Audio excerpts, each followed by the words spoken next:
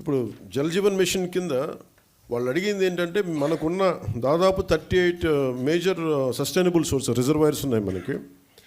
వాటికి సంబంధించి 95.44 ట్యాప్ కనెక్షన్స్కి 38 ఈ వాటర్ రిసోర్సెస్ నుంచి సస్టైనబుల్ వాటర్ రిసోర్స్ని తీసుకోమని ప్రతిపాదన ఉంది. కానీ గత ప్రభుత్వం ఏం చేసిందంటే 4,000 కోట్లు కూడా గ్రౌండ్ లెవెల్లో చూస్తే కంప్లీట్గా కేంద్ర ప్రభుత్వం నిబంధనలకు వ్యతిరేకంగా చేశారు.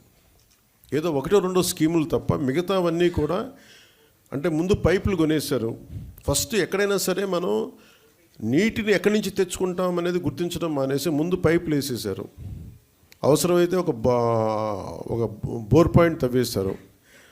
అలా ఇచ్చేస్తే ఇక్కడ మీకు చూపించదలుచుకుంది ఈ ఈ 2 మ్యాప్స్ ఉన్నాయి ఇక్కడ. యాక్చువల్ జల్ జీవన్ మిషన్ తాలూకు ముఖ్య ఉద్దేశం ఇది. ఈ 38 సస్టైనబుల్ రిజర్వాయర్స్ నుంచి ఇది దీని మ్యాపింగ్ ఇలా ఉండాలి. ఈ రెడ్ ఎందుకు ఉన్నాయి ఇక్కడ, ఈ రెడ్ ఇవన్నీ ఎందుకు ఉన్నాయి అంటే ఇవన్నీ బోర్ పాయింట్స్తో చేసింది. బోర్ పాయింట్స్ నిరంతర సరఫరా ఉండదు. ఏదో ఒక 5 నెలలు రావచ్చు, లేదంటే వాటర్ చెరువులు బోర్లు ఎండిపోతే మళ్ళీ ఆగిపోతాయి.